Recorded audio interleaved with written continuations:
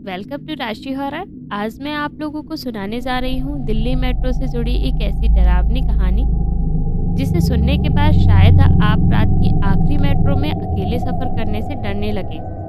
कहा जाता है कि दिल्ली के कुछ पुराने मेट्रो रूट्स पर रात 12 बजे के बाद एक ऐसी ट्रेन दिखाई देती है जो हर किसी की नज़र में नहीं आती, और जो गलती से उस ट्रेन में बैठ जाए वो कभी वापस नहीं लौटता। तो लाइट बंद कर लीजिए, हेडफोन्स लगा लीजिए और तैयार हो जाइए एक ऐसे सफ़र के लिए जहां अगला स्टेशन शायद मौत हो। ये कहानी है अमन नाम की लड़की की। अमन दिल्ली की एक आईटी कंपनी में काम करता था। उसका ऑफिस कैनॉट प्लेस के पास था। वो अपनी ज़िंदगी में बहुत ही बिजी रहता था। सुबह ऑफिस, रात का काम और फिर मेट्रो से घर, घर से मेट्रो। लेकिन उसे नहीं पता था कि उसकी ज़िंदगी की सबसे डरावनी रात उसके बहुत करीब आ चुकी है। उस दिन कंपनी में अचानक सर्वर क्रैश हो गया था। पूरे ऑफिस में अफरा तफरी मची हुई थी। बॉस बार बार चिल्ला रहे थे, आज कोई घर नहीं जाएगा जब तक काम पूरा नहीं होगा। अमन और बाकी के एम्प्लॉयज़ लगातार काम कर रहे थे। जब काम खत्म हुआ तो रात के 11:30 बज चुके थे। पूरा ऑफिस खाली हो गया था, सिर्फ कुछ लाइट जल रही थी। अमन ने लैपटॉप बंद किया और जल्दी जल्दी बाहर निकल गया। अमन जब ऑफिस के बाहर निकला तो उसने देखा हल्की हल्की बारिश हो रही है। सड़क भी बिल्कुल खाली थी, ठंडी ठंडी हवा भी चल रही थी। दिल्ली में बहुत भीड़ भाड़ होती है, पर उस रात अजीब बिल्कुल शांत थी रोड। अमन जैसे ही आगे बढ़ा उसे लगा कि उसके कोई पीछे आ रहा हो, उसका कोई पीछा कर रहा हो। वो बार बार पीछे मुड़ के देखता था पर उसे कोई नज़र ही नहीं आता था। वो कई बार पीछे मुड़ा लेकिन हर बार उसे सड़क खाली ही मिलती। फिर से अमन आगे बढ़ा तो उसे एक कुत्ता दिखाई दिया जो दूर सिर्फ एक लगातार उसकी तरफ देख रहा था। और जैसे ही अमन आगे बढ़ता वो धीरे धीरे पीछे हटने लगता। अमन को बहुत अजीब लगा कि ये क्या है, मेरे आगे बढ़ने से ये कुत्ता पीछे क्यों हट रहा है। अमन को अजीब सा डर महसूस होने लगा। उसके बाद अमन राजीव चौक मेट्रो स्टेशन पहुंच गया। लगभग करीब 12 बजे। स्टेशन के बाहर अजीब सा सन्नाटा था। ना कोई भीड़ भाड़ थी, ना कोई सिक्योरिटी गार्ड था, ना कोई आवाज़ आ रही थी। अंदर जाते ही उसे ठंडी हवा महसूस हुई। ऊपर जो सफ़ेद लाइट्स लगी होती है वो अपने आप ब्लिंक हो रही थी। पूरे प्लेटफॉर्म पर सिर्फ हवा की आवाज़ गूंज रही थी। उसने सोचा कि इतना सन्नाटा है, लाओ किसी से फ़ोन पे बात कर लेता हूँ। उसने जैसे ही फ़ोन निकाला लेकिन अचानक से उसके फ़ोन के नेटवर्क ही गायब हो गए। उसने धीरे से खुद से कहा, ये क्या हो रहा है मेरे साथ।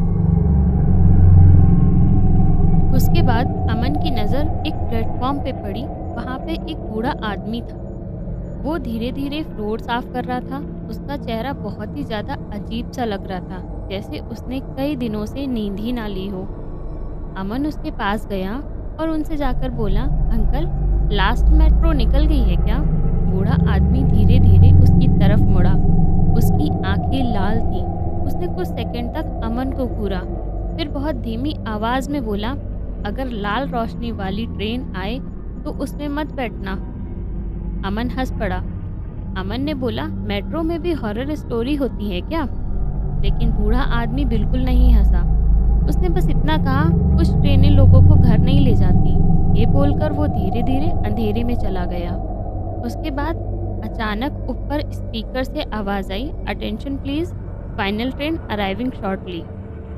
लेकिन आवाज़ इंसानी नहीं लग रही थी, जैसे कोई पुरानी टूटी हुई रिकॉर्डिंग बार बार चला रहा हो। तभी प्लेटफॉर्म की सारी लाइट अचानक धीमी हो गई और टनल के अंदर लाल रंग की रोशनी दिखाई देने लगी। उसके बाद अचानक ऊपर स्पीकर से आवाज़ आई, attention please, final train arriving shortly. लेकिन आवाज़ इंसानी नहीं लग रही थी, जैसे कोई पुरानी टूटी हुई रिकॉर्डिंग बार बार चला रहा हो।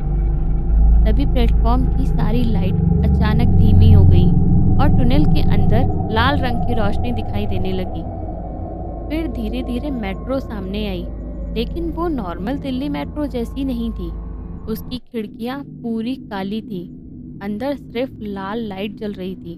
और सबसे अजीब बात, मेट्रो पर कोई रूट नंबर नहीं लिखा था, ना ब्लू लाइन ना येलो लाइन, कुछ भी नहीं था। मेट्रो रुकते ही अपने आप दरवाजा खुल गया। पूरा अंदर कोच खाली था, ना कोई पैसेंजर था, ना कोई आवाज आ रही थी, सिर्फ ठंडी हवा थी। अमन कुछ सेकंड तक प्लेटफॉर्म पर खड़ा रहा। उसके दिमाग में बूढ़े आदमी की बात घूम रही थी, उस ट्रेन में मत बैठना। लेकिन तभी ऊपर से अनाउंसमेंट हुई, फाइनल वार्निंग। अमन घबरा गया।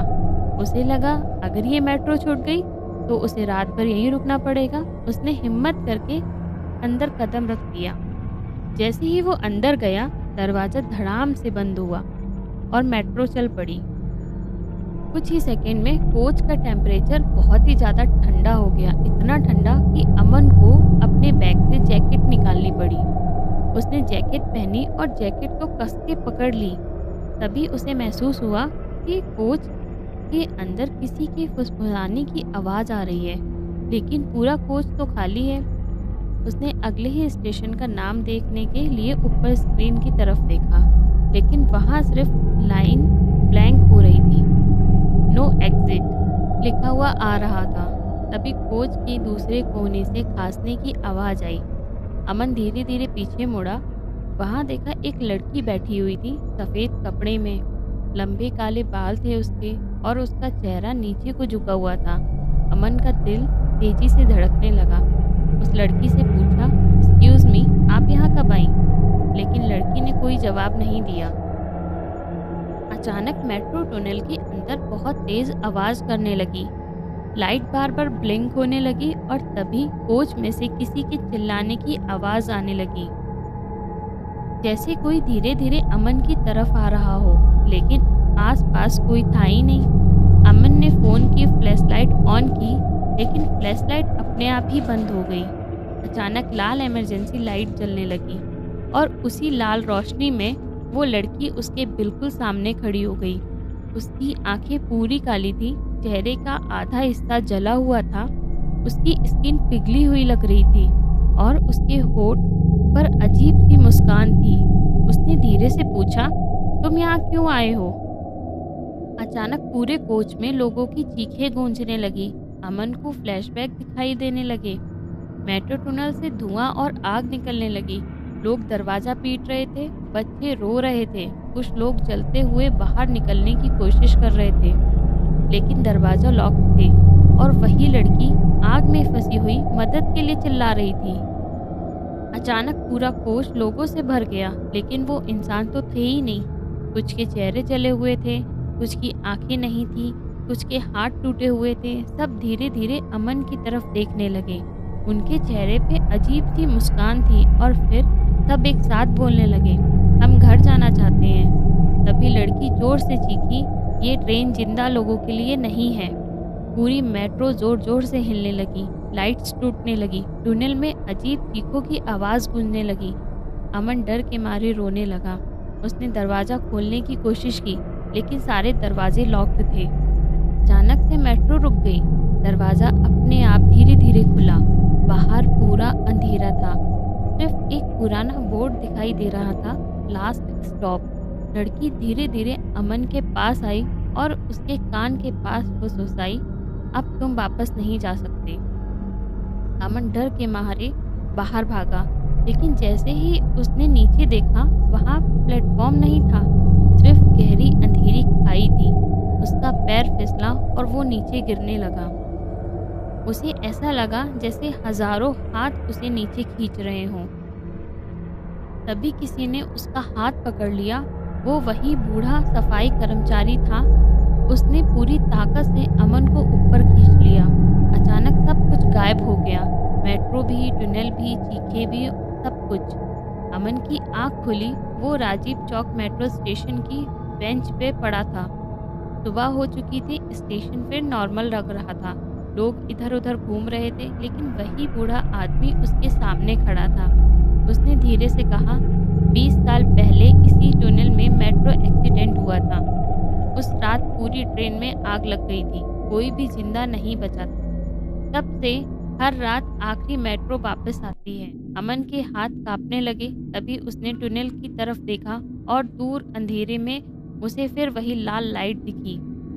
दिल्ली के आज भी लोग ये बोलते हैं कि रात के 12 बजे के बाद राजीव चौक मेट्रो स्टेशन पर एक लाल लाइट वाली मेट्रो दिखाई देती है और अगर कोई गलती से भी उसमें बैठ जाए तो वो फिर कभी वापस नहीं आती। और कहते हैं उस मेट्रो के अंदर एक जली हुई लड़की बैठी रहती है जो हर नए पैसेंजर से सिर्फ एक सवाल पूछती है, तुम यहाँ क्यों आए हो? तो दोस्तों, ये थी दिल्ली मेट्रो की आखिरी ट्रेन की खौफनाक कहानी। अगर आपको ये हॉरर स्टोरी पसंद आए तो वीडियो को लाइक करें, शेयर करें और सब्सक्राइब करें राशि हॉरर को, क्योंकि यहाँ हर रात एक नई डरावनी कहानी आपका इंतजार करती है। और अगर आपके साथ भी कोई भी ऐसा डरावना अनुभव हुआ हो तो नीचे कमेंट करके ज़रूर बताएं। हो सकता है आपकी कहानी अगली वीडियो में दिखाई जाए। तो मिलते हैं अगली और भी ज़्यादा खौफनाक कहानी के साथ। तब तक रात की आखिरी मेट्रो में अकेले सफ़र मत करना। मिलते हैं नेक्स्ट वीडियो में एक रियल स्टोरी के साथ। तब तक के लिए बाय बाय।